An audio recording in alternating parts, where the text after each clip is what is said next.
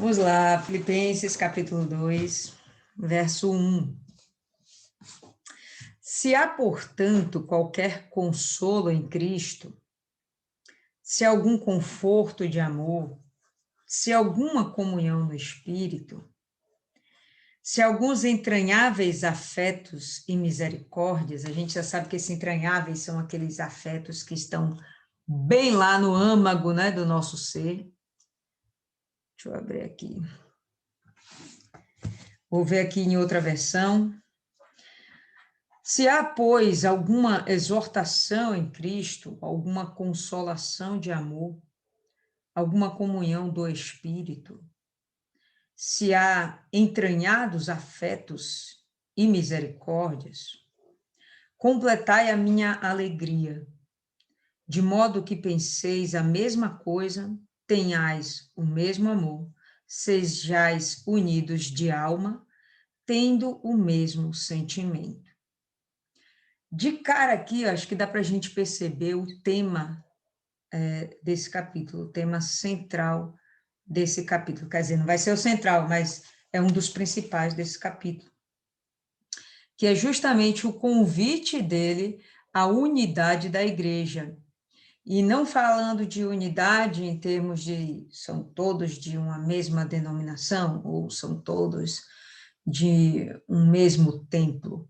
Não, é unidade de pensamento. Estamos todos em um só espírito, não importa onde estejamos, não importa de qual denominações façamos parte, o que importa é que o espírito seja um.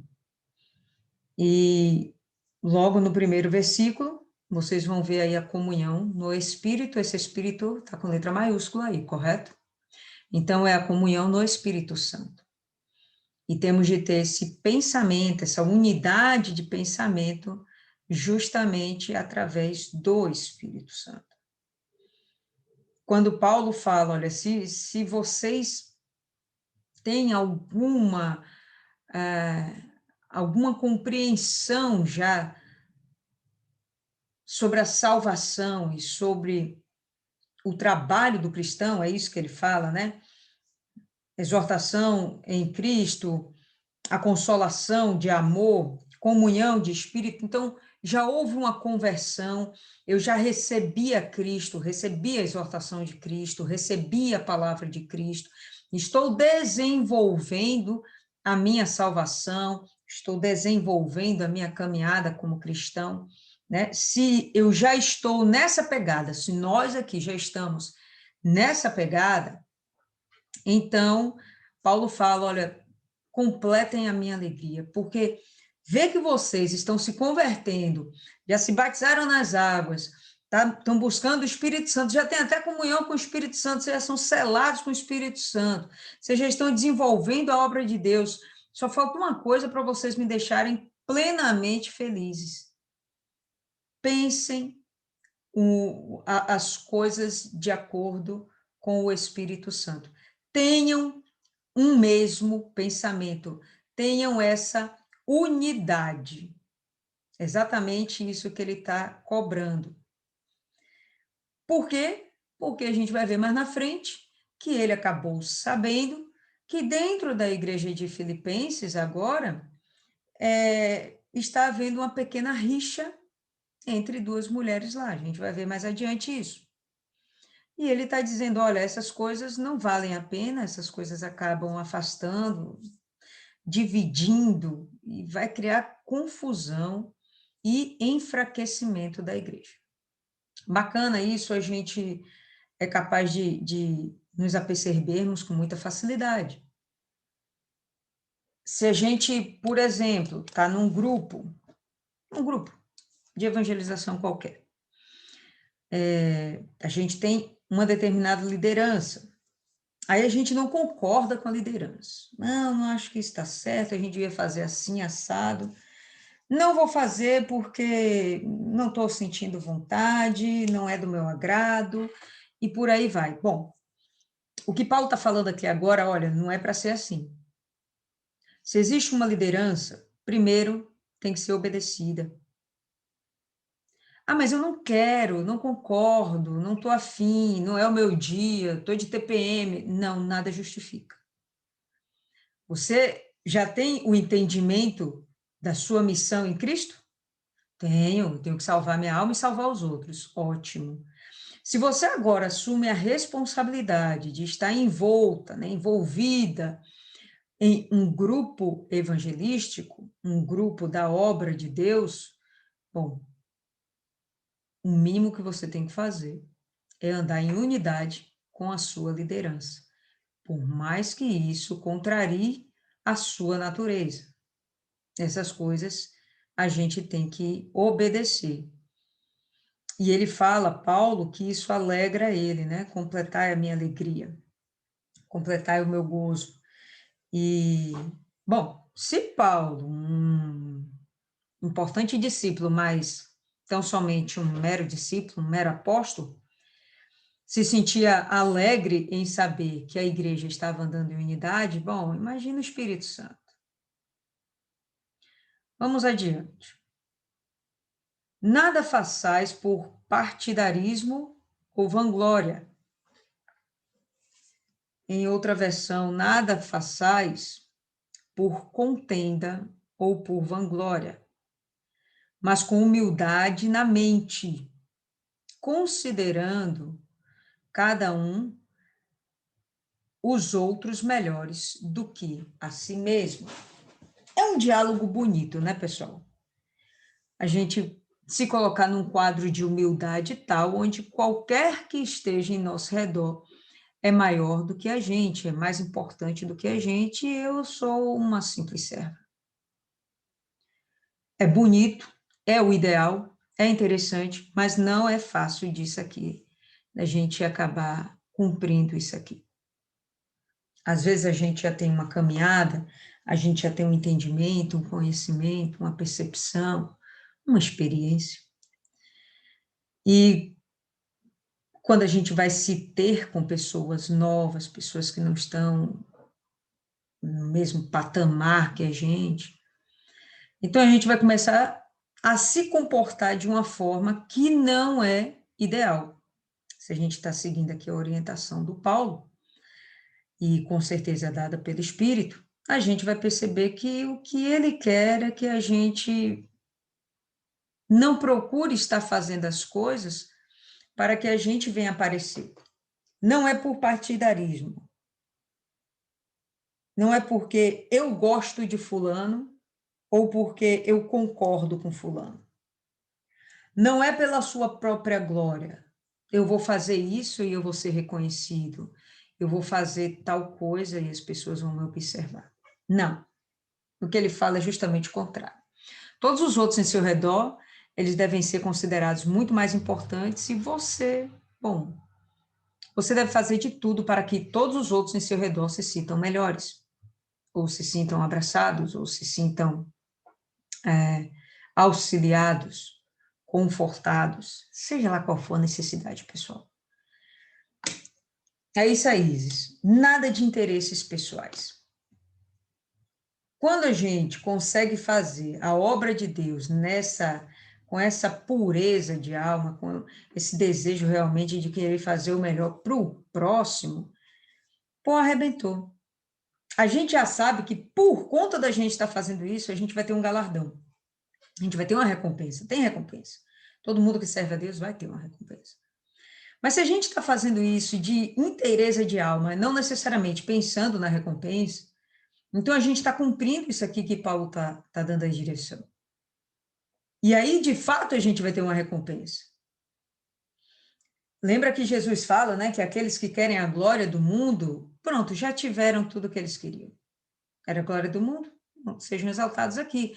Mas, de forma alguma, essa pessoa vai entrar no reino dos céus. São lições muito simples, mas extremamente duras e complexas. Não são coisas fáceis da gente fazer.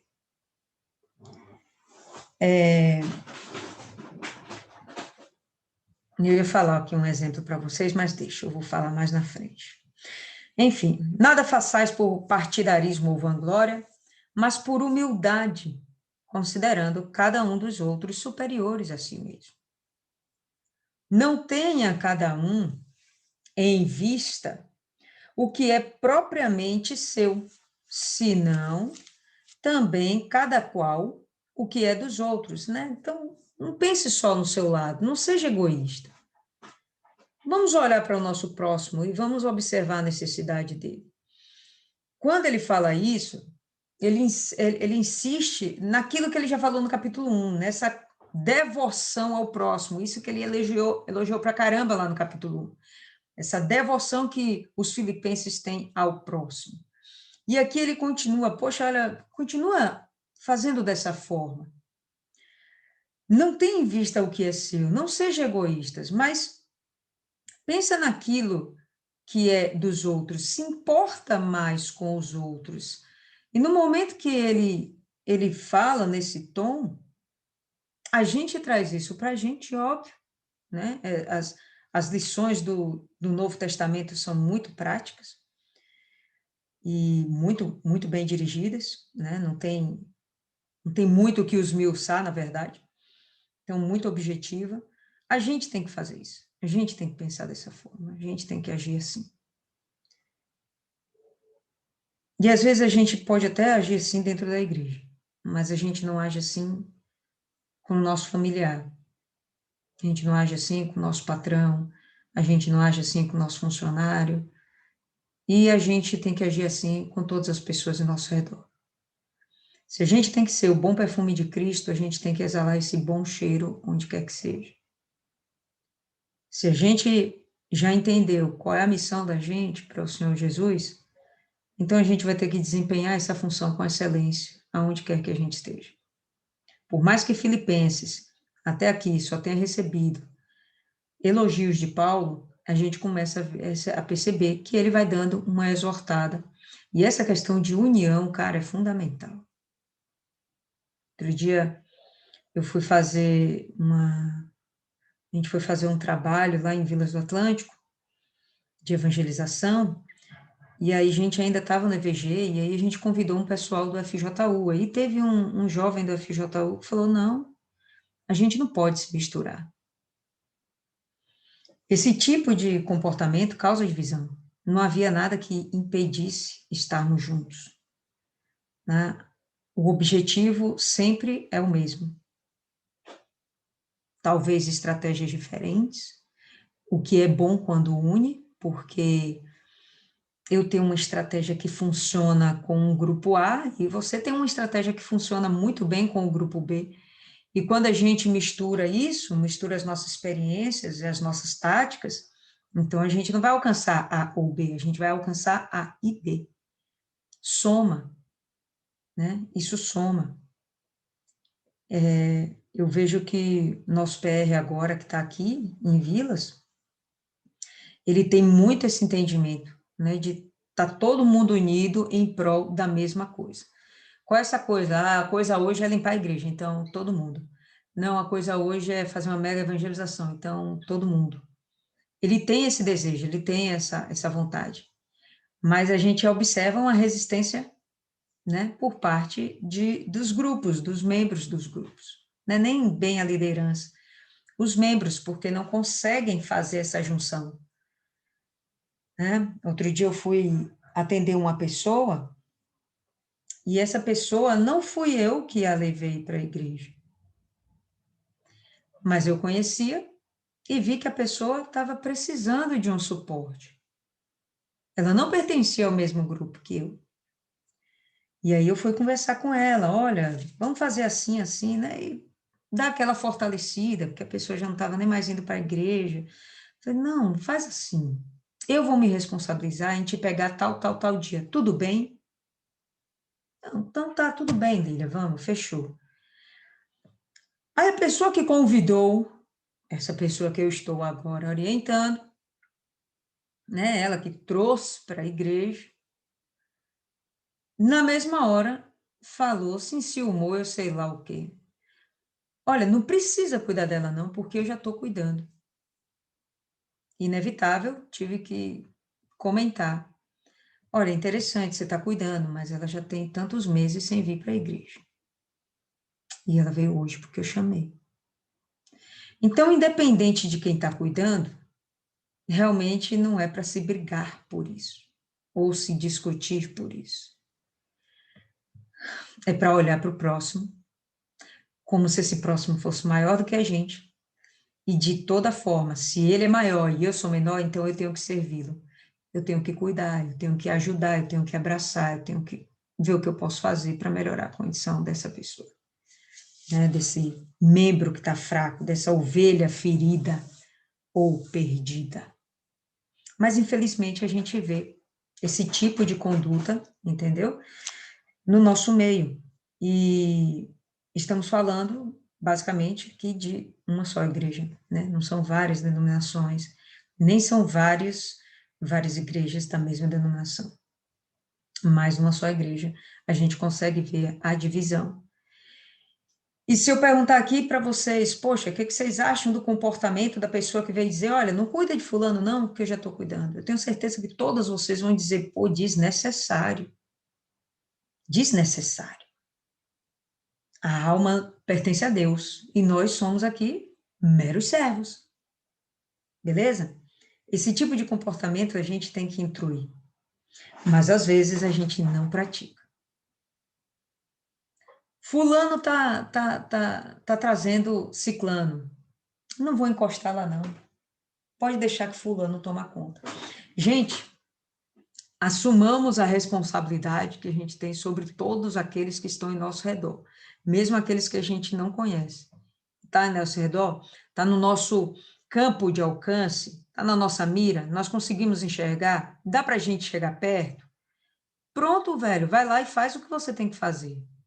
Fortalece aquela pessoa, né? Ou pelo menos abre um canal de comunicação. Atende o povo, cuida do povo. Se a gente não tem esse tipo de trabalho, a igreja continua fraca e dividida. E hoje, pessoal, não existe uma denominação que seja plenamente forte, porque dentro de si, todas as denominações hoje são divididas. Eu acho que uma das que ainda consegue se manter mais dentro do trilho é a Universal de fato. Nós temos nos pastores, pelo menos na grande maioria deles, uma unidade. Eles são pessoas, são homens de Deus que realmente sabem obedecer. Por conta disso, a gente ainda tem uma unidade bem interessante dentro da Universal e a gente consegue falar a mesma língua em todos os continentes. Porém, os membros são muito divididos. E isso aí a gente vai ter que trabalhar. É a gente que tem que parar e cuidar dessas pessoas. Mesmo que não faça parte do nosso grupo, ainda que não tenhamos um grupo, a gente tem que instruir, né, que essa responsabilidade de manter todas as ovelhinhas lá unidas em um só espírito passa pela gente. Tá? Essa responsabilidade passa pela gente. Vamos desenvolver isso porque é o que o Espírito Santo está dando hoje para a gente, né? Andemos em unidade. Mas eu não gosto, eu não quero. Não. Então você está fora do Espírito. Não, eu estou sendo só sincera. Pode estar sendo sincero quanto você quiser, mas está fora do Espírito. Tem que estar obedecendo. Ah, mas eu não concordo. Está fora do Espírito. Entendeu? Então aí a gente tem que sempre estar olhando, observando isso, principalmente a maioria aqui, pelo menos, né? Está envolto em algum tipo de evangelização específica e a gente tem que trabalhar isso. Não só aquele público-alvo, mas olhando para todos em nosso redor e cuidando. Versículo 4, não atende cada um para as suas próprias coisas, mas cada qual também para as coisas dos outros. Que haja em vós a mesma mente que houve também em Cristo. Ok. E agora ele está falando de unidade, de humildade, e ele está falando de servir. E agora ele vai derrubar todo e qualquer argumento que possamos levantar contra as palavras de Paulo, usando o melhor exemplo que houve, que há, o Senhor Jesus, né? Então, se dentro de você, por exemplo, essas palavras de Paulo estão encontrando resistência, bom, agora a gente vai falar do Senhor Jesus. Você não tem como ter resistência contra o Senhor Jesus.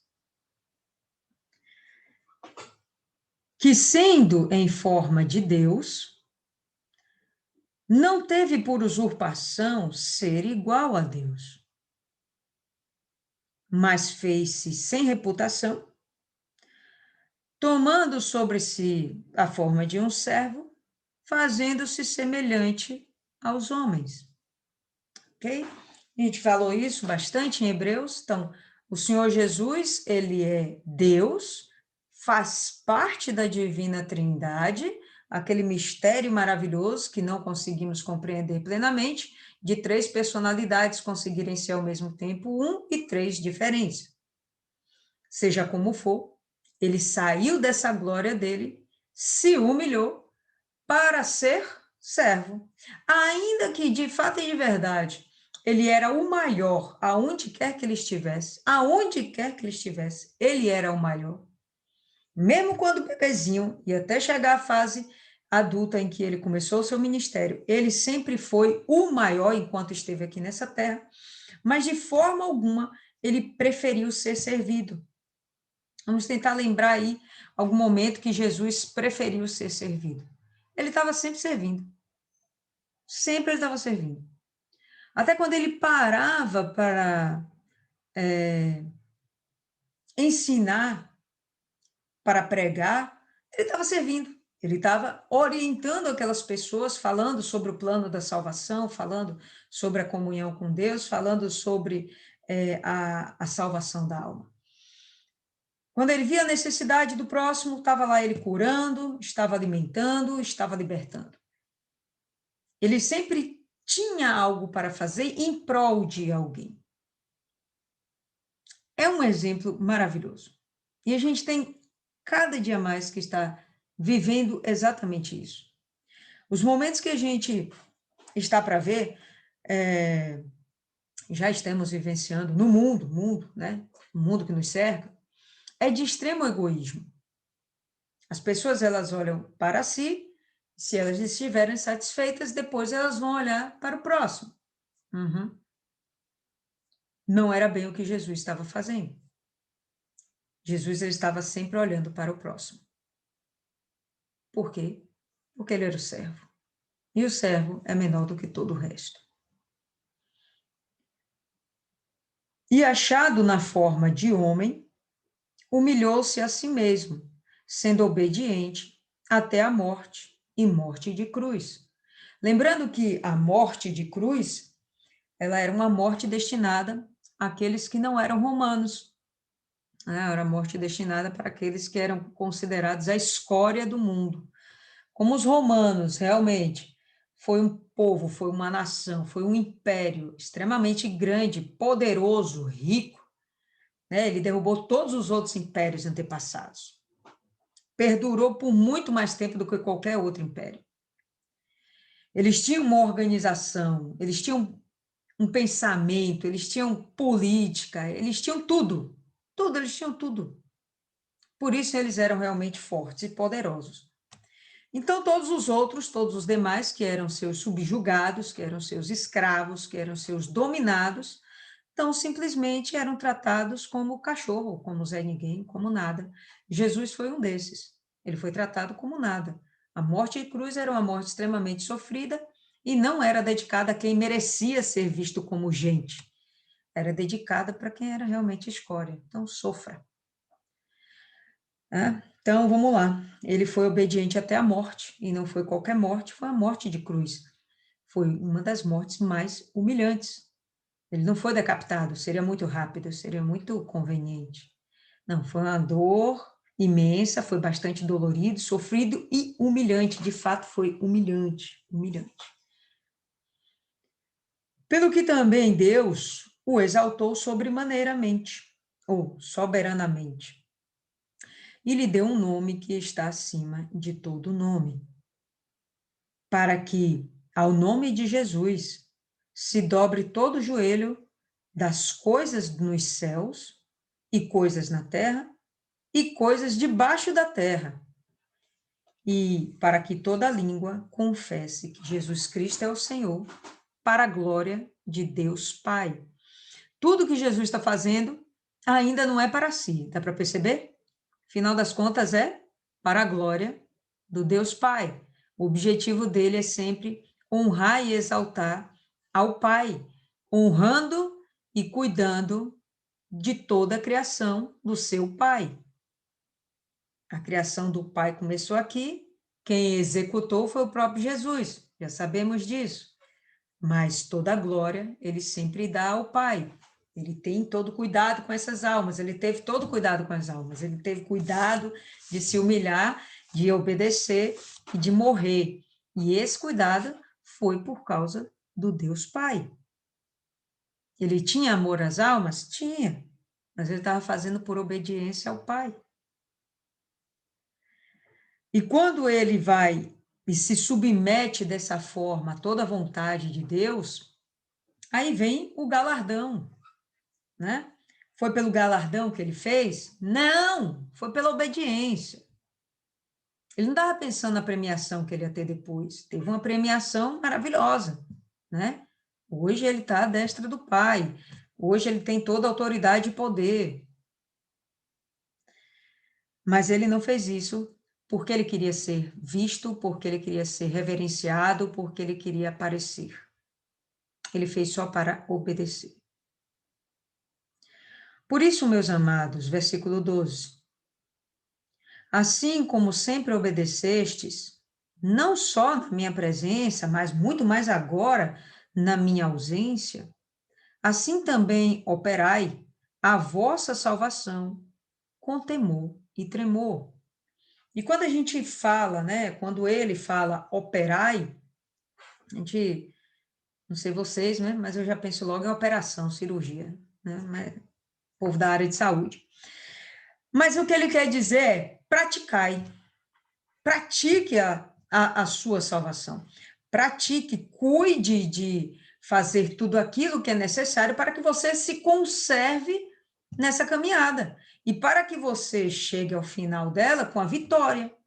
Não é tão somente você estar caminhando, mas é você realmente estar chegando ao seu objetivo, tá? Lúcifer caminhou, caminhou. Quantos anos tem Lúcifer? Sei lá. Deus é eterno, os anjos vieram antes da gente, bom, ele tem tempo pra caramba na nossa frente. E ele estava tendo uma caminhada. Em algum momento, ele parou de olhar para os próximos. E ele passou a olhar para si, ele deixou de olhar para Deus como sendo o maior, como sendo o principal. E ele começou a olhar para si. Se lascou todo, né? E é aqui o que aparece, né, no versículo 10 ainda, para que o nome de Jesus para que ao nome de Jesus se dobre todo o joelho das coisas nos céus, então, as pessoas que estão nos céus, anjos nos céus, os anciãos, os seres viventes, né? Aquelas entidades que são discriminadas em Apocalipse, que a gente, de fato, não faz muita ideia de quem seja, né? Mas, enfim, já existe essa constituição, já existe essa população lá nos céus. Então, nos céus, todos os joelhos se dobre ao nome do Senhor Jesus. Aqui na terra, todo homem se dobre, e ele fala, e as coisas debaixo da terra. Ele está falando de Satanás e dos seus anjos caídos, né? Não valeu a pena uma caminhada que no meio do caminho deu uma parada, retrocedeu. Não valeu a pena. E ainda que ele esteja debaixo do chão, ainda assim ele vai ter que se dobrar para o nome do Senhor Jesus. Beleza? Então, por isso, meus amados, assim como sempre me obedecestes, então continue, a obediência é extremamente importante. Falamos no capítulo 1, Paulo era muito disciplinado. Paulo era um cara disciplinado. Ele chegou aonde chegou por ser disciplinado. Isso é uma vantagem, é uma qualidade essencial para o cristão, tá certo? Então, ele entende o que é obedecer e ele exige, olha, continue obedecendo, não só agora na minha presença, né, como vocês sempre faziam, mas muito mais agora na minha ausência. E também praticai a vossa salvação, cuidai da vossa salvação, com temor e tremor. Tenha reverência a isso, tenha realmente um respeito muito grande pela sua salvação. Fica brincando, não, não vale a pena, não vale a pena. Não fica com jogo de poder. Eu mando em mim, ninguém manda em mim. Eu mando em você, você tem que me obedecer. Não fica com esse jogo de poder. Não vai valer a pena. Não é, não é o que Jesus espera da gente. Porque Deus é o que opera em vós, tanto o querer como o efetuar, segundo a sua boa vontade. Aqui eu vou querer fazer uma pergunta a vocês. Quando ele diz assim, Deus é o que opera em vós, tanto o querer como o efetuar, vocês entendem que esse querer é ele colocar dentro de você o querer dele? Ou ele fazer prevalecer sobre você o querer dele? O que vocês acham que significa isso aí? Fala aí, Maiana. Antes eu entendia que era ele colocar o querer dele dentro de mim. Só que hoje eu percebo que ele vai fazer de mim o que ele quiser e ele vai dar as condições para que eu seja aquilo que ele quer que eu seja. Alguém tem uma opinião diferente, alguma coisa a falar? Gente, vocês ficam caladinhos, eu fico preocupada. Não, eu entendo a mesma coisa que Mai. Ela falou antes de mim. Beleza. Ela falou antes de todo mundo. Nossa, já estamos em unidade de pensamento muito forte. Pois é, pessoal. Então, não é necessariamente o nosso querer. E é um pensamento que eu também tinha. Uma vez eu cheguei e fui conversar com a esposa do pastor, logo que eu entrei na igreja, devia ter 1 ano e meio, 2 anos de igreja, mais ou menos. E aí eu fui falar com a esposa do PR que eu estava interessada em um PR. Né? Puxa, o que a senhora acha? Eu achei que ele é assim, é bacana, é isso, é aquilo tudo. E ela usou essa palavra para mim. Ela chegou e falou, Lília, olha, é Deus, né, que opera em nós tanto o querer quanto o realizar. E o que eu entendi ela falando para mim foi, quem botou esse sentimento em você foi Deus. Eu falei, pô, então tá mega, tá batendo, até a esposa achou legal, vou casar e ser esposa de pastor, né? Enfim. Claro que não bateu legal, não deu nada certo, né? Não tinha nada a ver, não foi da vontade de Deus de forma alguma, não era a vontade de Deus. E levou um tempo para eu entender isso, porque na minha cabeça eu era muito ruim de gostar de alguém, viu? Eu conto nos dedos as pessoas que eu gostei na vida. Acho que só teve um rapaz que eu gostei mesmo, e mozinho. E esse rapaz, né? Um namorado que eu tive, mozinho hoje, e esse PR que eu gostei. E eu ficava, e era muito ruim de gostar mesmo. Eu tinha passado anos sem gostar de alguém. Quando comecei a gostar dele, não foi algo assim, pô, eu quero gostar dele.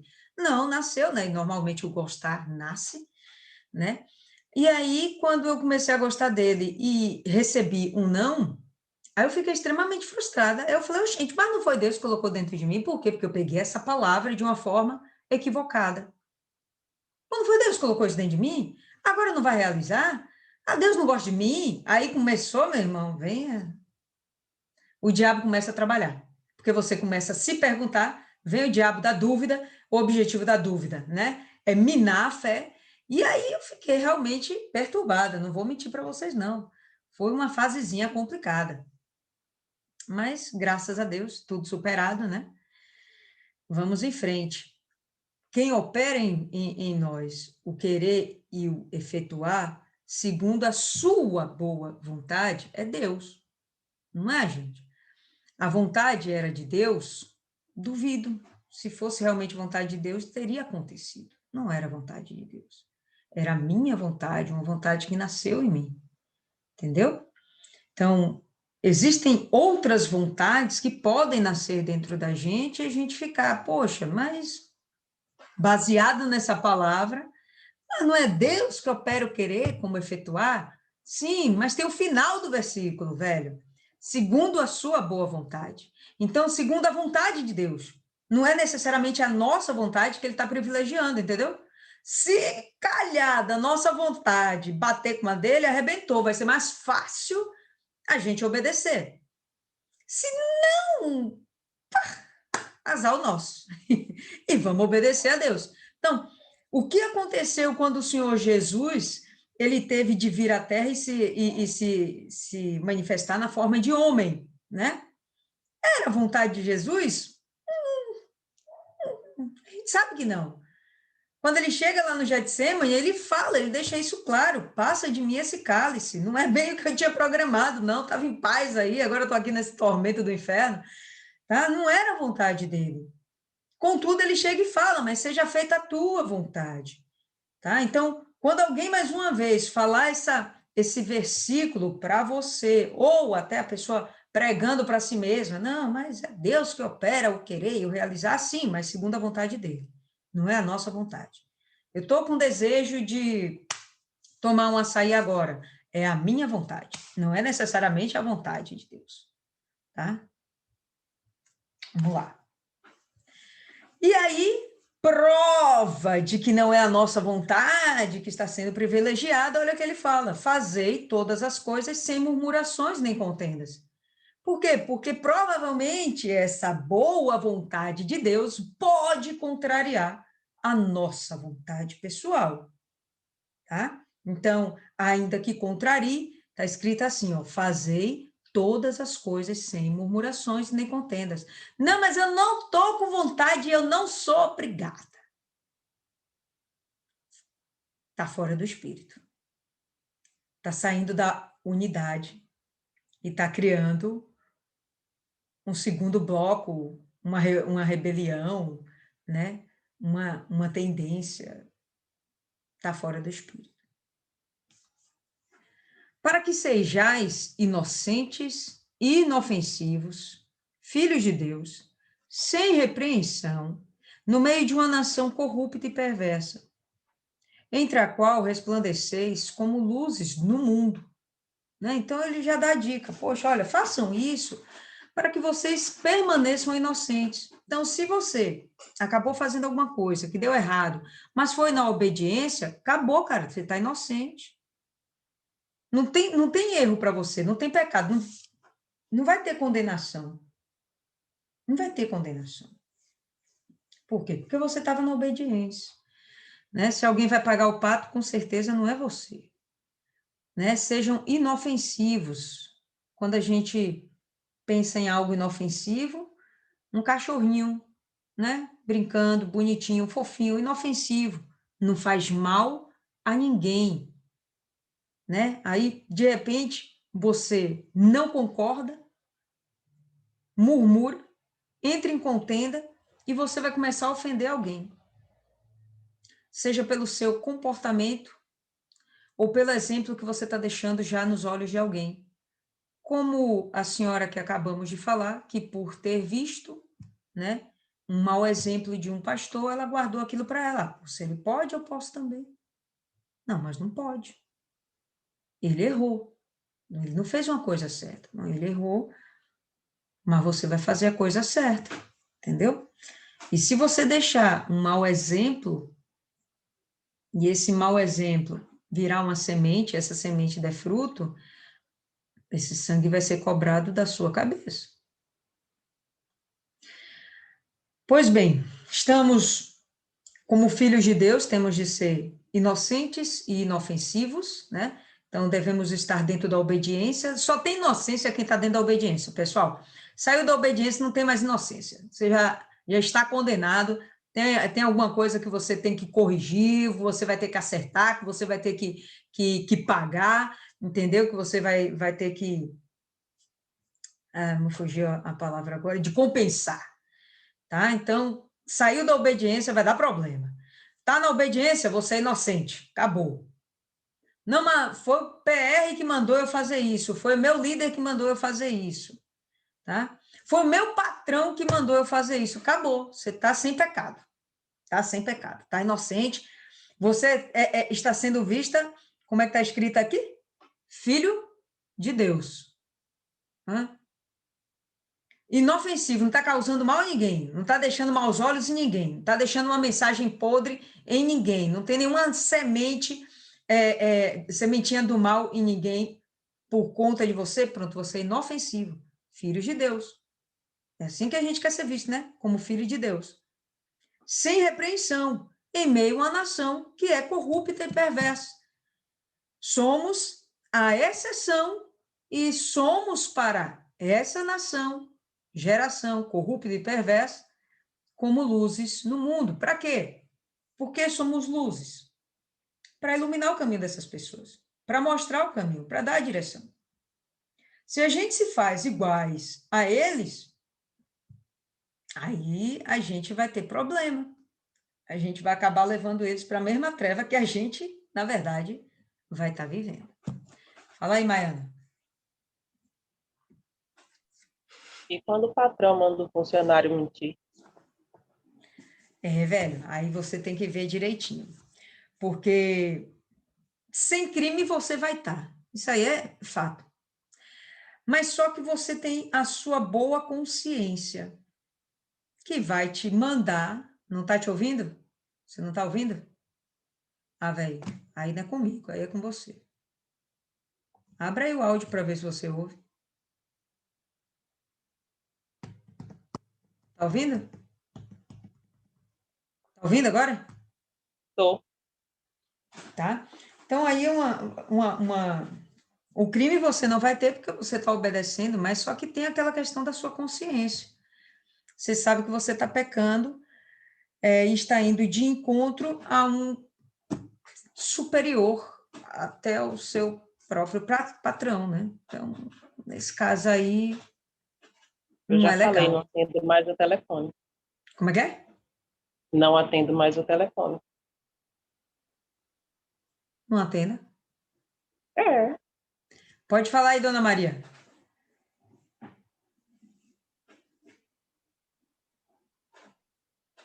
Abre aí o áudio.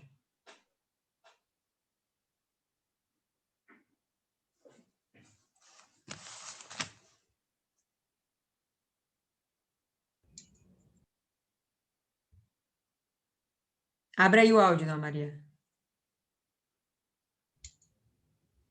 Abriu agora? Ok. Essa obediência é a obediência desde que não vá em contra a lei de Deus, certo? Então, eu tenho um patrão. Se ele manda eu roubar no peso de alguma mercadoria, fazer alguma falcatrua, não agir com ética, certo? Eu faço para não perder meu emprego, eu estou seguindo os interesses dele e do mundo e não de Deus.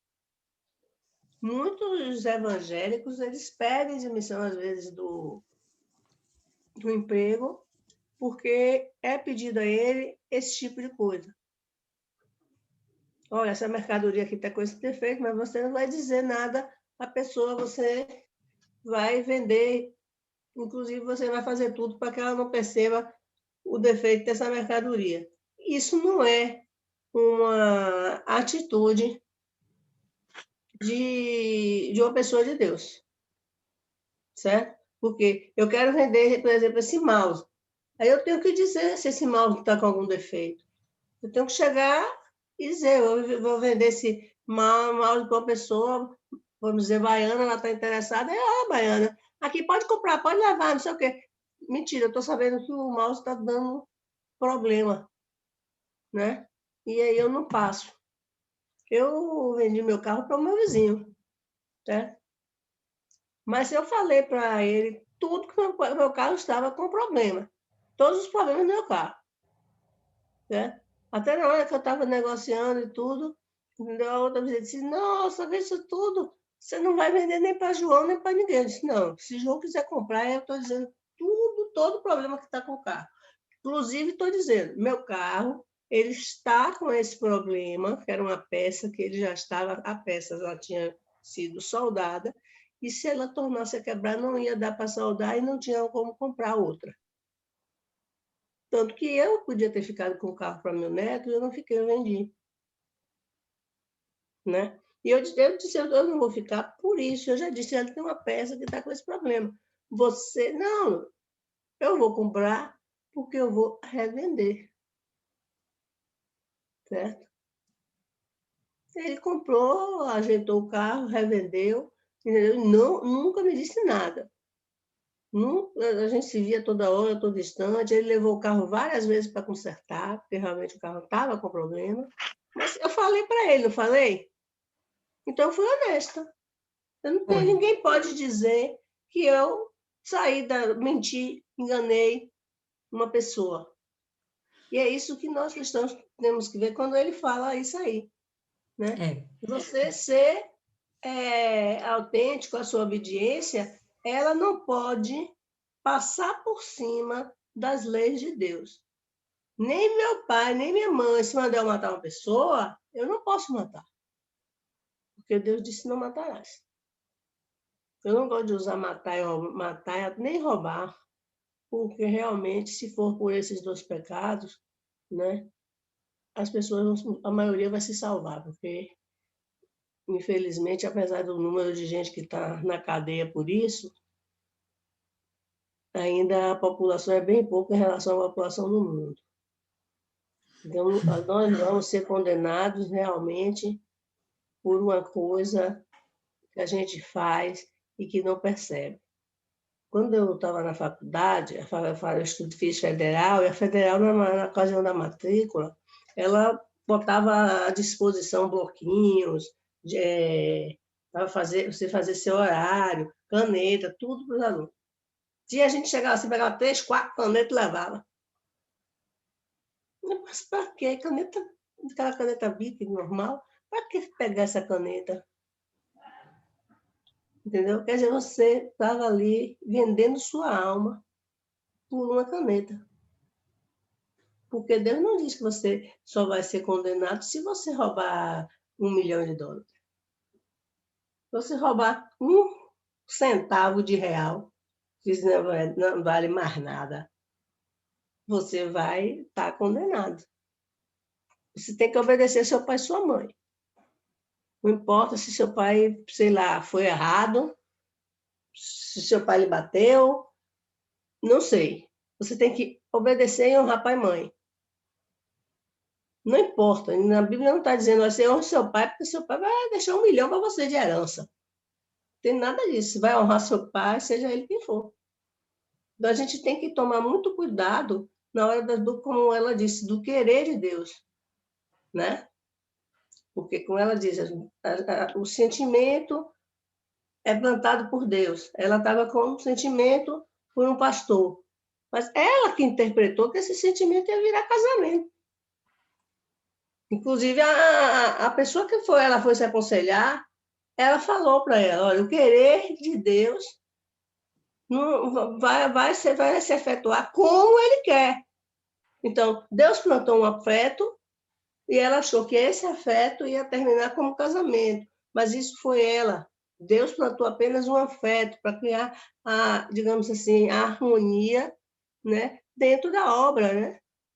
Eu não tenho que ficar odiando os pastores, os membros. Eu tenho que querer bem a eles, mas aquele amor fraterno, aquele amor de irmão, não é? Não é querer casar com a pessoa. Mas quando a gente está realmente novo, a gente, né? Eu acho que Lília, ela estava assim, né? Querendo já namorar, fazer sua família e tal. Então ela, eu acho que eu vou me casar com esse pastor. Mas não era isso que Deus queria, porque quando Deus quer, ele planta o querer dele, mas você tem que aceitar esse querer como ele quer que seja feito, como ele quer que aconteça. Ele quer que eu seja amiga do cara e não esposa do cara. E às vezes a gente confunde. Nós temos que estar muito alertos para os sentimentos, porque eles são enganosos. por isso, porque nós damos a interpretação e queremos executar o querer de Deus pela nossa vontade. Às vezes nós erramos feio por causa disso, né? Com certeza. Agora, é muito mais tranquilo e mais fácil a gente tomar uma decisão, né, de fazer a coisa certa, quando não precisamos estar submetidos a terceiros, né? Então, parte de mim, né, como a senhora falou aí, não, eu tenho um carro para vender, tá com problema, eu vou falar a real, olha, tá com problema, vai dar uma desvalorizada no carro, você quer, você pega, minha intenção é me desfazer do carro, pronto, beleza, depende só da senhora. Outra coisa é você ter um patrão que fala, olha, você tem que fazer isso, né? E, bom, se você não fizer isso, você vai ser demitida, tal. É muito mais difícil a gente tomar essa decisão, principalmente se a gente depende daquela porcaria de emprego. Como a senhora mesmo falou aí, é muito mais bonito pedir demissão, cair fora, e você poder confiar em Deus por ter feito a coisa certa, e você vai, com certeza, ver aberta na sua frente uma outra porta. Isso aí, sabe, Deus não permitiria, né, como é que o próprio Davi fala, lá, né, em Salmos, nunca vi, né, um justo mendigando pão. Não tem como, não tem como. A não ser que esse justo não seja justo. Aí a gente vai ter alguns probleminhas nessa caminhada com Jesus, porque uma coisa é certa, se você está dentro da vontade de Deus, não tem como ele não te responder ou te honrar. Não tem como, tá? Podem acontecer uma surpresa ou outra, tudo bem, mas nada que faça com que você viva o resto da vida numa situação ruim ou difícil. É você quem se coloca, na verdade, nessas situações, de ficar o resto da vida numa situação dessa. Não sei se isso está acontecendo aí com você, né, Maiana? De ter um emprego que não é legal, que às vezes pode estar te obrigando a você comprometer a sua moral cristã. Parte para outra coisa, entendeu? Toma atitude, confia que Deus vai fazer o que tem que ser feito para que você seja honrada. Pode falar aí, Maiana, depois a Milene. Vou falar, Maiana. Não, eu só dei o exemplo porque a senhora falou de patrão e tudo mais. Aqui, o pessoal já sabe, é uma questão de caráter. Não precisa ser de Deus, porque até se você for para outras religiões pagãs, você vai ver pessoas que têm mais índole de que aquelas que se dizem ser de Deus. Aqui foi uma vez só que falaram, diz que eu não estou aqui não. Falei, vá você, atenda você como se você não fosse você. Porque eu não vou para o inferno porque eu menti para você. Eu não vou mentir para mim, eu vou mentir para você. Mas eu só falei mesmo com relação ao que a senhora disse. Porque tem aquele ditado, que soldado mandado não merece Não tem castigo. crime. Mas aqui não. Se você for firme na sua conduta, na sua moral, ninguém vai te acusar e você sabe o que é certo e o que é errado. Não existe isso de fulano me mandou. Porque se a gente for olhar, Abraão mandou Sara mentir, entre aspas. Mandou dizer que ela era irmã, quando na verdade também era mulher. Mas ele se valeu de meias mentiras. E pagou um preço por isso, né? Infelizmente. Fala aí, Milene. Esse é o desafio para quem é secretária. Como você é secretária, você está assessorando alguém, você está fazendo o intermédio entre o público e a chefia. Então, você fica no meio termo. Então, eu passo por isso constantemente. Mas é como a Ana falou, quando você tem uma índole, quando você tem uma convicção, você faz aquilo, você usa a sua consciência, quando o seu filtro, quando a sua consciência não está calcificada pela iniquidade, ela ainda está alertando em você, ela é seu filtro. Então, nos desafios do dia a dia, quando se diz, como agora ela citou o exemplo, diga que eu não estou, eu já digo, no momento ele não pode atender. Vamos agendar. Então, você usa do que você pode falar dentro daquela sua convicção de que é o correto ser dito.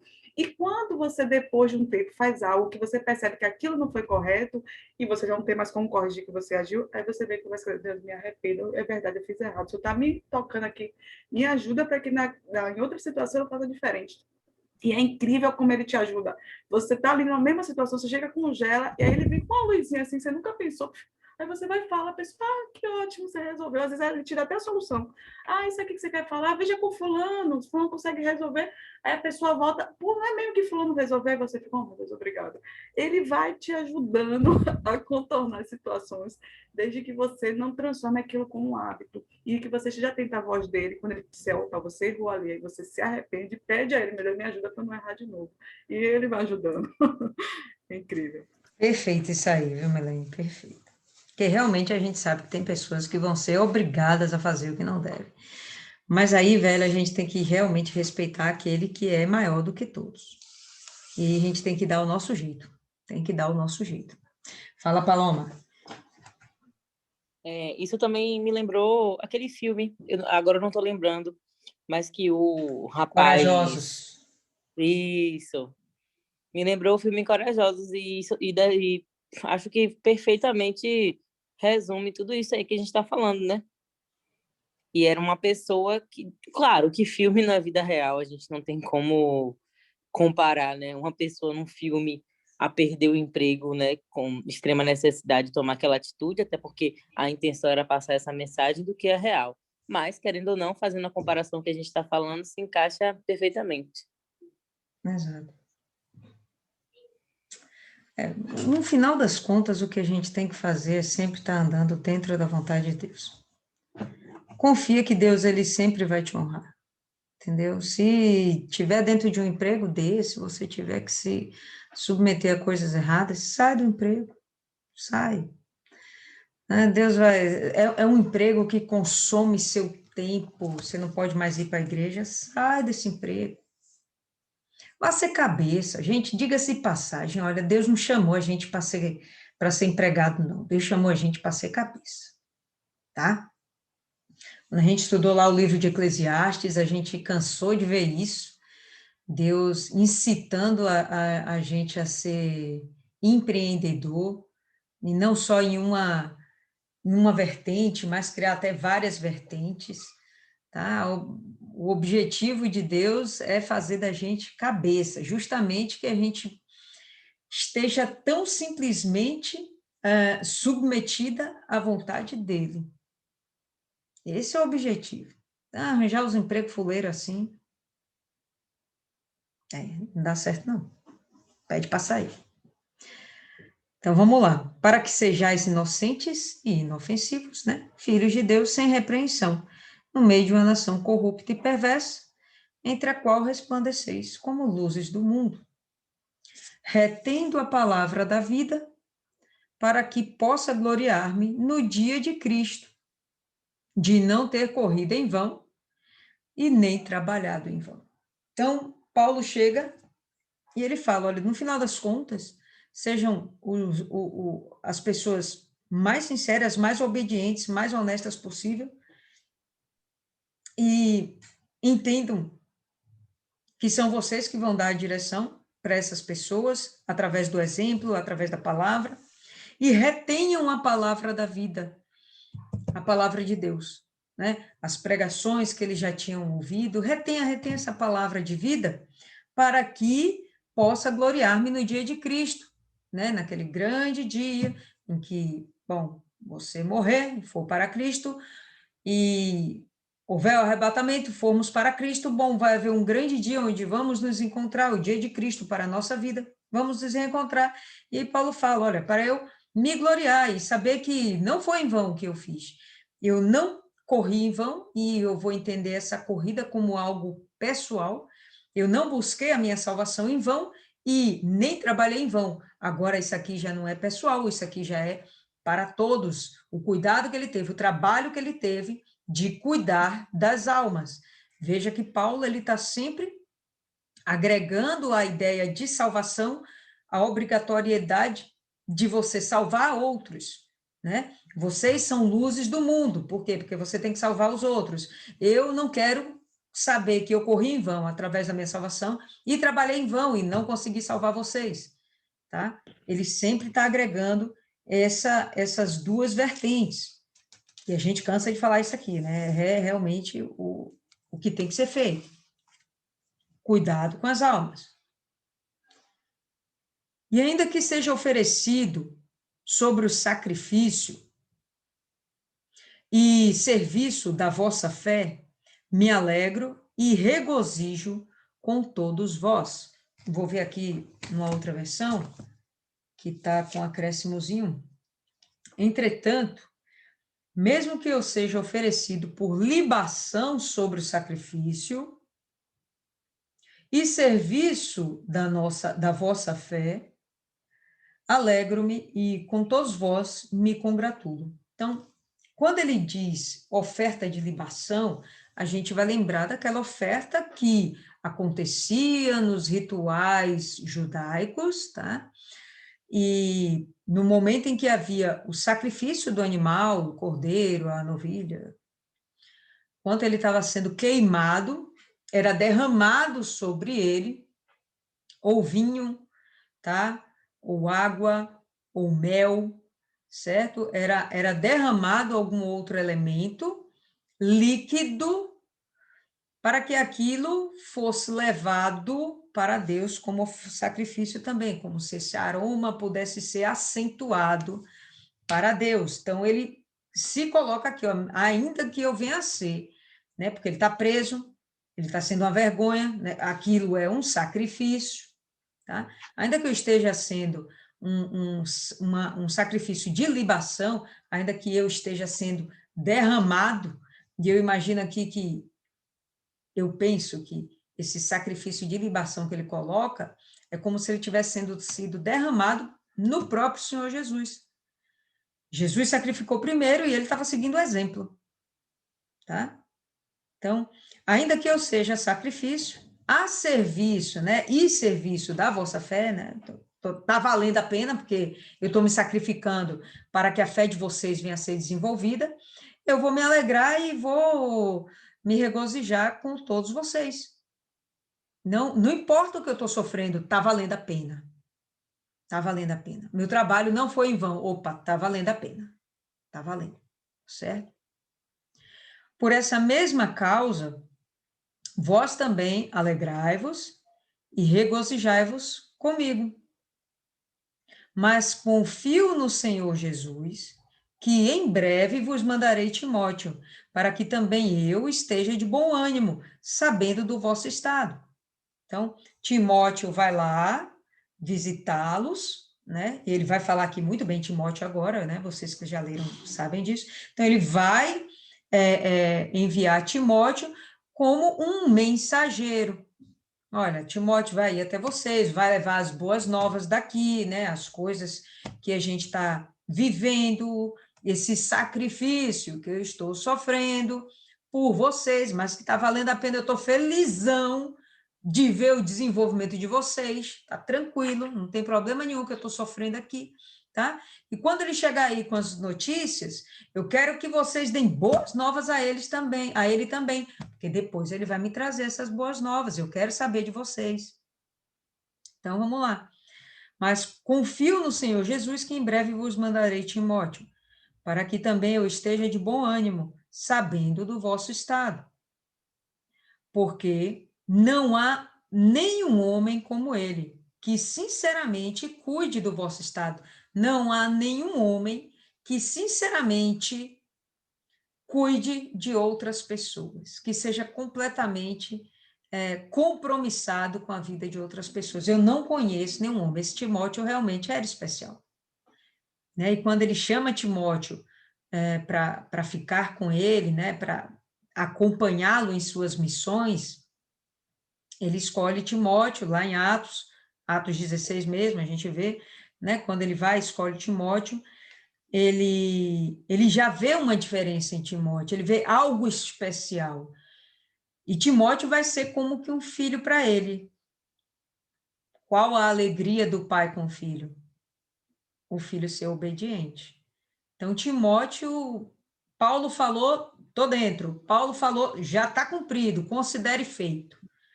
Missão dada, missão cumprida. Porque todos buscam o que é seu e não as coisas que são de Cristo. Mas também conheceis o caráter dele, e que, como filho ao Pai, tem servido comigo no Evangelho. Né? Então, ele me obedece em tudo, ele me ajuda muito na execução do Evangelho. O que eu observo é que muitas pessoas, elas fazem as coisas olhando para si, mas ele não. Timóteo, vocês conhecem o caráter dele, ele realmente gosta de servir.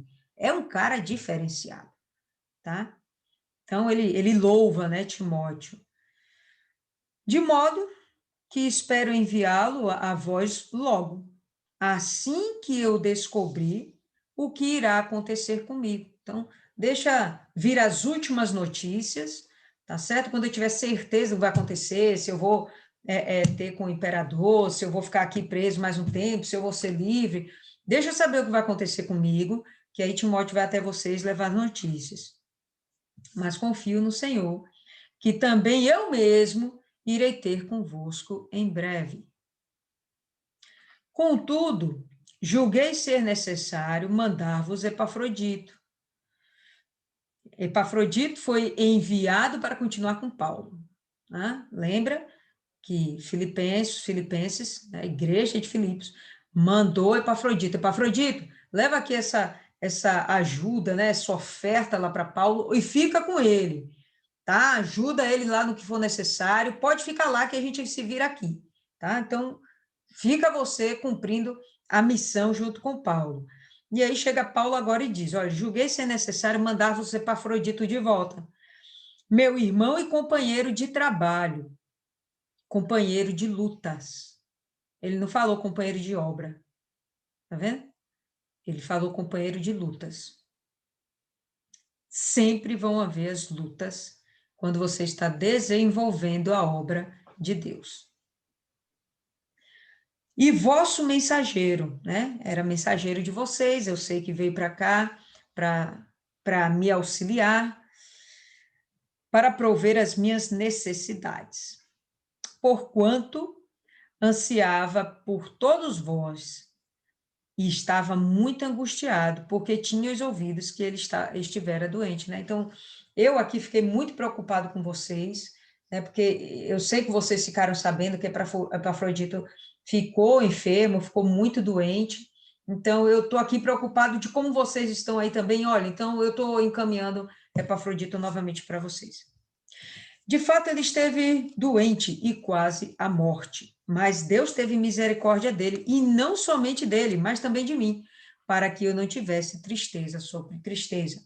Não que Paulo fosse um homem triste, mas é que ele perceber que um homem tão valoroso, né, um jovem, provavelmente Epafrodito era um jovem tão valoroso como ele, acabou morrendo numa missão, né, em favor de Paulo. Então, isso para Paulo ia ser algo extremamente triste. Primeiro, que era um jovem valoroso. Segundo, que ele estava aqui me servindo.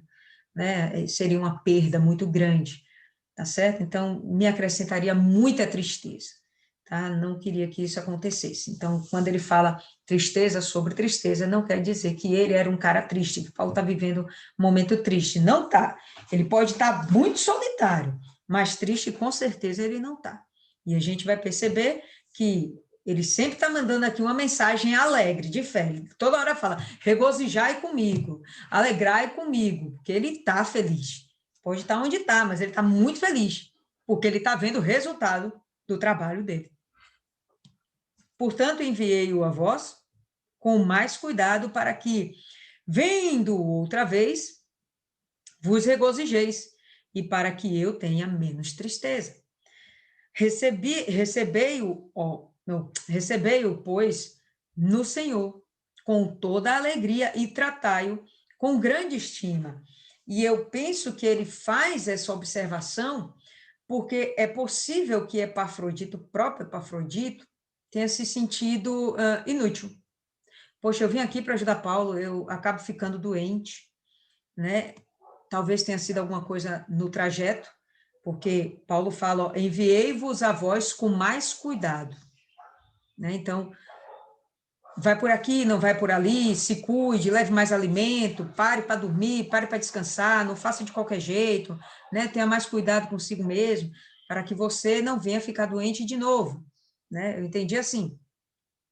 E ele fala, né, tratai-o com grande estima, porque de repente até o próprio Epafrodito deve ter ficado se sentindo mal. Pô, eu vim aqui, meu objetivo era ajudar, eu vim, acabei dando mais trabalho, estou voltando para lá, né? Aí ele fala, não, olha, recebei ele com muita alegria, tá certo? Tratai-o com grande estima, porque pela obra de Cristo chegou até bem próximo da morte, né? Não foi porque ele estava fazendo algo errado, porque ele estava em pecado, não, foi pela obra de Cristo, não fazendo caso da sua vida, ele não se preocupou consigo mesmo, para suprir a falta do vosso serviço para comigo. Então, ele fez de tudo para que pudesse suprir a falta que vocês me fazem, né? Os filipenses, a falta que vocês me fazem, ele se desvelou aqui de todas as formas para me ajudar e ele acabou ficando doente. Provavelmente não se preocupava em se alimentar direito, né? Teve problemas na viagem, não tinha um bom sono, só ficando atento em Paulo. Pô, Paulo, o que eu faço? Faço isso, acontece, né? E, bom, ele se descuidou um pouquinho, pegou alguma enfermidade, Deus sabe qual é, chegou a quase morte, né? Paulo intercedeu, ele fala, Deus teve misericórdia, né? E, enfim, Epafrodito seguiu viagem, voltou para os filipenses, contando, com certeza, muito boas novas. Ok, pessoal? Alguém aí, alguma coisa a acrescentar? Quem tem para o que falar, fale, o cálice para sempre. Pode falar aí, Maiana. Olha, hoje eu vou deixar para as meninas que quase não falam nada falar hoje, né? Fale, Maiana. E ele fala sobre a humildade no começo, no versículo 3. E eu comentei com a Adriana, eu acho que comentei com o Rai também, que é tão fácil as pessoas falarem da humildade, só que viver a humildade são outros 500. É tão fácil a pessoa tratar bem a outra na frente de alguém mais poderoso, digamos assim, com autoridade. Na verdade, a autoridade de hoje é o dinheiro. Mas nas costas ser indiferente. É tão fácil bater nos peitos e dizer, eu sou humilde. Quando uma pessoa diz que ela é humilde perto de mim, eu olho e procuro sair de fininho, porque o humilde ele não vai sair gritando aos quatro cantos, os quatro ventos, que ele é humilde. E o 12 completa essa ideia quando ele fala que obedecer não só na minha presença, mas na minha ausência. O que prova de fato quem eu sou é quando eu não estou na frente daquela pessoa que está me instruindo. Ser discípulo na sua frente é muito fácil. Duas olhadas da senhora, eu já sossego meu pasto e procuro meu canto. Mas e quando a senhora não está? É aí que vai mostrar quem eu sou de verdade. É você fazer, independente de quem estiver te olhando, porque tudo é para Deus. Esses dois aqui, Timóteo e esse outro aí, que eu nem vou me arriscar a falar o nome, o nome de Timóteo já significa honrando a Deus, ou honrado por Deus. Então já é diferenciado desde aí. E esse outro também, por quê? Porque ele fazia o bem, ele fazia o que tinha que fazer para Deus e não para Paulo nem para ninguém. Era para esses outros, para as outras pessoas aqui na Terra, era. Mas primeiro eles faziam porque estava dentro deles. Se é para agradar, eu vou agradar, se é para fazer, eu vou fazer. Mas eles faziam a mais. É como se tivesse o espírito de excelência que Daniel tinha. Ele ia além, ele não estava prestando atenção se tinha alguém que podia promover eles a algum cargo ou não. Eles estavam lá fazendo a parte deles. Aí a gente pensa, mas eu vou fazer a minha parte, não é comigo, é com fulano. Pô, mas você procura fazer a sua parte. Antes de você desistir, você dá o seu melhor. Aí depois você pega e sacode a sua poeira e bate o pé, porque tem um limite. Querendo ou não, chega uma hora que a gente se cansa. Mas as minhas atitudes não têm que depender dos outros. Eu não vou tratar bem um membro só porque está na frente do pastor, só porque está na frente de uma obreira, só porque está na frente de um bispo. Porque no final a minha salvação não vai vir deles. A minha salvação vai vir das minhas atitudes aqui. E se as atitudes estão erradas, no último momento eu vou ter tempo? Quando tá tão comum aquelas mortes súbitas que a pessoa tá parada e do nada, já foi. E quando ela procura de fato agradar a Deus, porque quando você se coloca na missão de servo, você vai servir. E o servo, ele não escolhe aonde servir e em que servir. Ó, você hoje vai lavar um banheiro ali, você vai lavar um banheiro. Hoje você vai para tal evento, você vai para tal evento. Mas hoje a gente vê as pessoas que dizem querer servir a Deus escolher onde que vai servir ou não. Outro dia eu falei que eu sou obediente lá no ponto de oração, quase arrumou uma confusão, que a pessoa disse, você não tem que fazer as coisas para Deus por obediência, você tem que fazer porque você ama. Mas eu não obedeço a quem eu não amo. Eu não faço nada para quem eu não amo, nem por obediência, nem por nada. Eu simplesmente viro as costas e vou embora. Mas quando você ama, você se sacrifica. O Senhor Jesus se sacrificou ao ponto de ser pregado na cruz, e mais do que a humilhação, ele se fez maldito, porque Deus condenava, acho que em Deuteronômio, maldito todo aquele que for pendurado no madeiro. E ele foi para lá por obediência. Aí a pessoa começou a dizer muita coisa. Eu falei, hoje eu não estou na vibe, eu não vou discutir com ninguém. Mas obedecer é uma forma de sacrificar. E se o amor é sacrificial, você está amando sim. Às vezes a gente fala umas coisas brincando, e no fundo tem aquele pouquinho da realidade que as outras pessoas não entendem. Eu estava falando com o Dri a respeito disso, que Deus é quem coloca o querer quanto o realizar. Só que é segundo a vontade dele. Ele não vai colocar em mim um desejo que não é bom ou não vai deixar permanecer. Até então não tinha entendido desse outro jeito aqui. Mas quando Deus quer que a gente seja algo, você vai servir ele. Aí o bispo ainda complementou na aula e disse que se Deus quiser que você seja alguma coisa, você vai ser. Se você não quiser ser aquilo que Deus quer que você seja, você vai bater cabeça, até você se render, ou então ele vai deixar você de lado. E a pior coisa é quando você é deixado de lado por alguém que poderia te ajudar, por alguém que está te ajudando a desenvolver, porque você sempre vai cometer um errinho, uma falha, e se não tiver outra pessoa ali para te ajudar, se você não for humilde o suficiente para entender que você vai precisar de ajuda sempre, você vai perder, vai chegar uma hora que a sua vida espiritual vai ficar estagnada. E cabe muito disso, até na obediência disso, de ouvir de quem quer que seja, certa coisa que você está fazendo não é legal, você pode rever isso, independente do tom que a pessoa fala com você, porque a repreensão vem de Deus e não vem do homem, e Deus ele fala do jeito que ele quer. Perfeito. Raiane. Eu vou comentar aí sobre o versículo 15, que ele fala que para que sejamos irrepreensíveis. E é o que Deus espera de nós, né? Que nós sejamos irrepreensíveis, como o Senhor Jesus foi. Ele não irá tolerar erros em nós. Claro que ele não vai nos condenar. O intuito dele é fazer com que venhamos ser cada vez mais parecidas com ele. Todo pai ou mãe se orgulha em ver que seus filhos herdou alguma das suas características. Com Deus não é diferente. Para que possamos passar a ser filho dele, temos que parecer ao máximo com ele, fazer com que ele se orgulhe de ser chamado nosso Deus.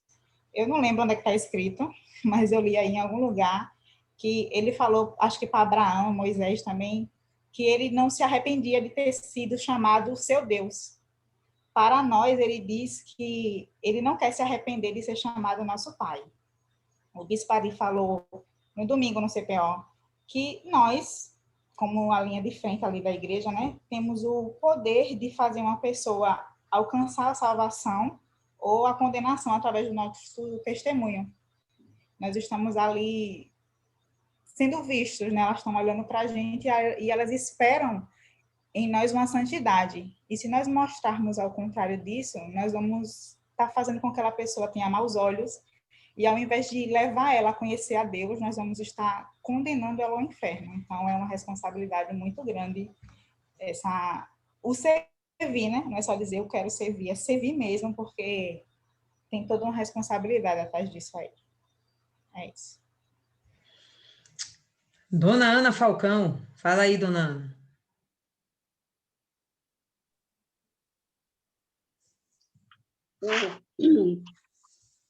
Eu vejo assim que é obediência, temor, obediência e sinceridade, porque nós estamos, Deus, ele é como se fosse um raio-x. Não adianta que a gente não foge a gente das nossas atitudes, não adianta ter pensamentos mesquinhos, escondidos, nada, porque tudo, nada disso passa despercebido a Deus. E o que eu acho, não, eu tenho certeza, é que é sinceridade, sim, em tudo que vai ser feito. Se, por exemplo, tem uma missão para fazer e realmente não tem possibilidade de fazer aquela missão, chama a pessoa, o coordenador, fala para ele, dá uma satisfação. E não querer fazer, mostrar para os outros que está presente, ou então condenando, até discriminando pessoas que não estão sempre presentes nos eventos, porque o olhar diz tudo. A gente não esconde o interior, não esconde o que tem escondido, não esconde de Deus, pode esconder das pessoas, mas de Deus ninguém esconde nada. Então, para mim, eu vejo sim que devemos fazer uma reflexão, introspecção e pensar na comunhão com Deus. Até que na palavra de Deus diz que aquele que pensa que está de pé, cuide para que não caia. Então, é ser transparente mesmo com Deus, com as pessoas, e fazer ao próximo aquilo que nós gostaríamos que fizéssemos com nós. Ok, dona Ana. Perfeito. Alguém mais? Neide, que sempre fala. Fala aí, Neide. Então, eu vou falar da obediência que ficou para mim, obediência e humildade, que temos de andar em um só espírito e temos também em obedecer, independente, concordando ou não, porque uma igreja saudável obedece os seus superiores. E também questão da humildade, porque o Senhor Jesus, com sua divindade, ele veio em forma de homem, colocou na posição de servo e foi o maior exemplo de humildade. Também aqui, o 12 me chamou a atenção, que temos de estar em constante vigilância com a nossa salvação. Devemos excluir todos os pecados e andar em obediência.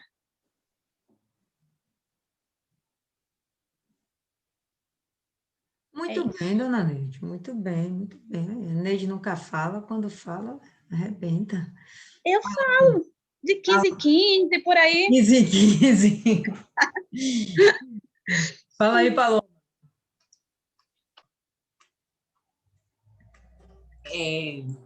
Eu não tenho muito para falar hoje, até porque durante a meditação estava resolvendo umas coisas aqui, mas estou ouvindo. Mas acho que, assim como todo mundo, até porque fica bem claro no livro, a questão da obediência e também da dedicação, né, à obra de Deus e da pureza a qual Abraão tinha com a obra. em fazer a obra. Era muito puro e era muito assim, ele se importava muito com a questão de alcançar as pessoas, né? E, infelizmente, isso hoje falta um pouco, né? Na gente, e na gente eu quero falar como igreja, né? E como acho que a senhora estava falando aí no início, deixa eu lembrar aqui, eu botei isso na cabeça para falar, era para eu escrever, mas onde eu estou agora eu não consegui escrever. Eu não estou conseguindo. Você estava falando do início sobre. Ah, sim, sobre a questão dos grupos, lembrei. A questão dos grupos que, de fato, a gente tem que ver como unidade. Até porque essa própria carta ela fala sobre unidade.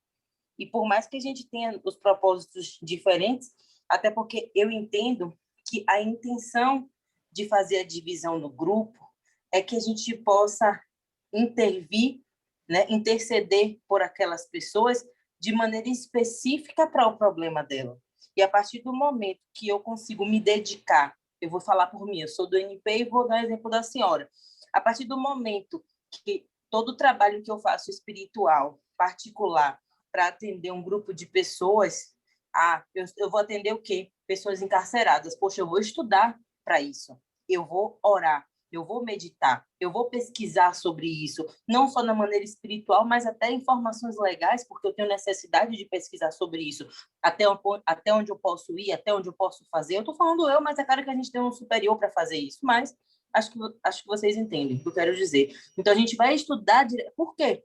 Que a partir do momento que a gente separa dessa forma, o trabalho ele fica mais específico, ele consegue atingir exatamente aquilo que foi proposto a ser atingido.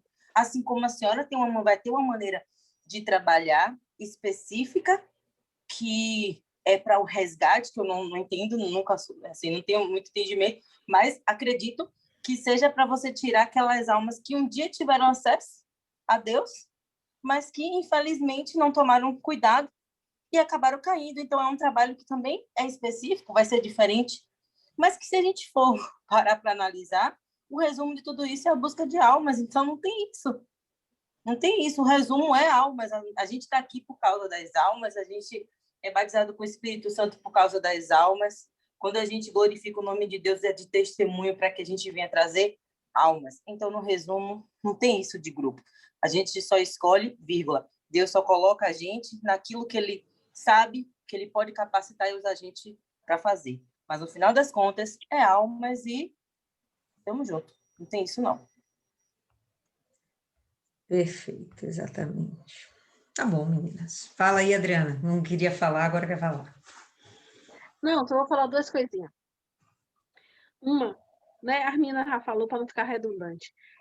Uma coisa que a gente observa é que Paulo, ele também prepara aquelas pessoas de que forma? Porque se ele via morrer, né, ele não pare o ministério, que esse ministério venha crescer mais e mais. E se a gente observar, ele tem um apreço muito grande por Timóteo, porque Timóteo é um exemplo para ele. Então, ele deixa Timóteo como se fosse o seu substituto. Eu entendi assim, entendeu?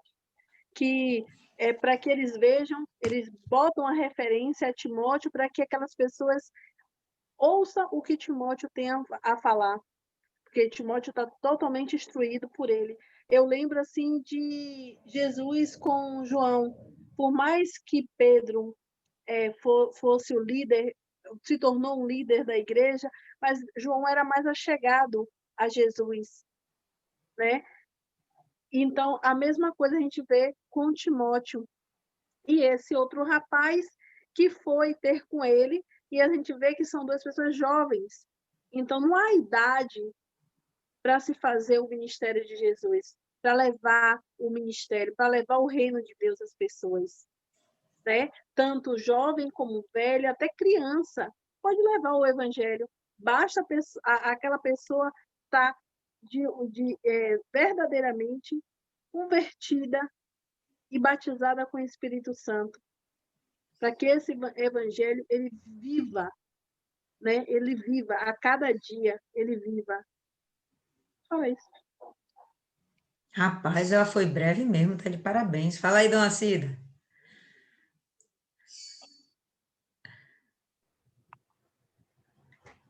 Eu queria falar sobre o 10 e o 11. Como a gente vê a grandeza do nosso Deus, né, que a gente serve. Quando a gente serve alguém que é maior do que a gente obedece e a gente respeita aquela pessoa. E eu vejo a reverência assim, quando a gente vai em algum lugar que aquela pessoa é importante, temos aquela reverência, aquela coisa, né? Ah, tem que falar baixo, tem que fazer isso, tem que fazer aquilo. E eu não vejo a mesma coisa com Deus.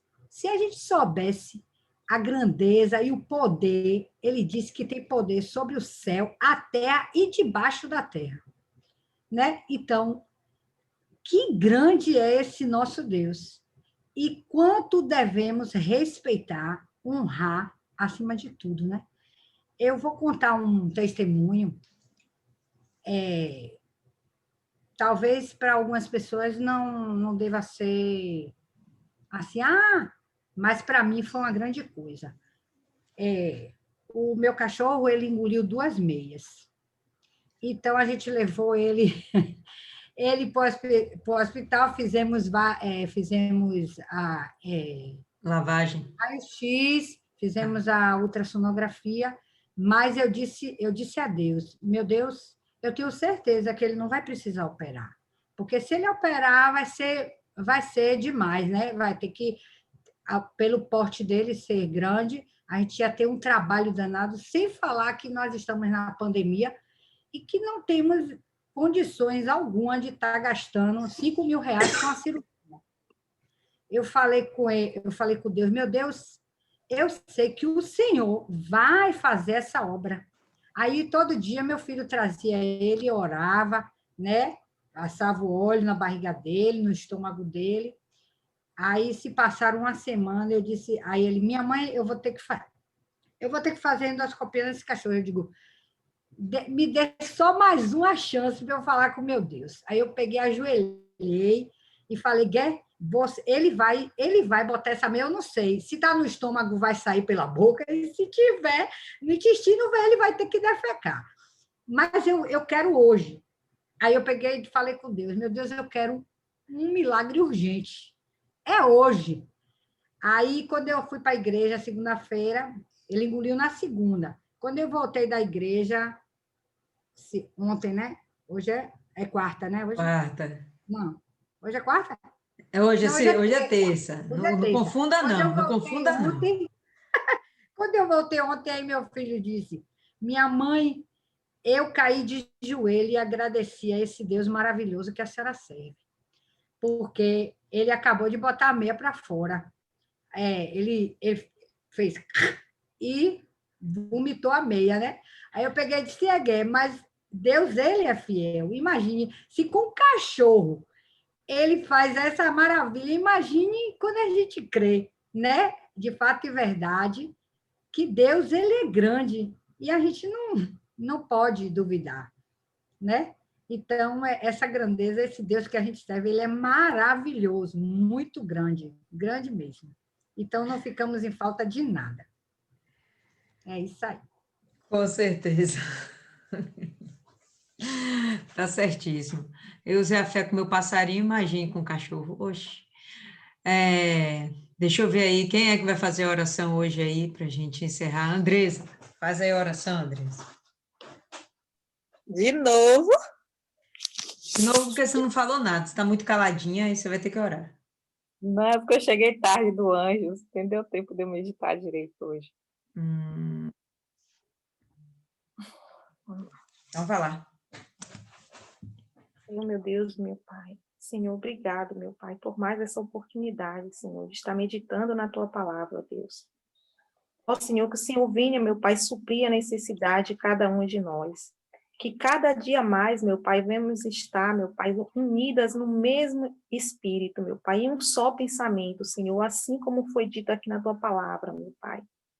Ó, Senhor, que nesse propósito que estamos vivendo, meu Pai, da família, que todas as necessidades de cada um de nós venham a ser supridas, meu Pai, que o Senhor venha visitar cada familiar, meu Pai.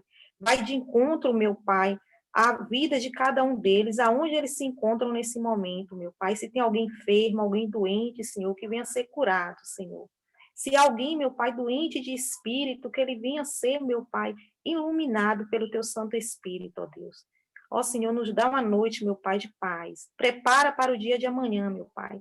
Que amanhã vamos estar contigo ceando, meu Pai. Que venhamos estar, meu Pai, em um só Espírito. Em nome do Pai, do Filho e do Espírito Santo. Amém. Graças a Deus.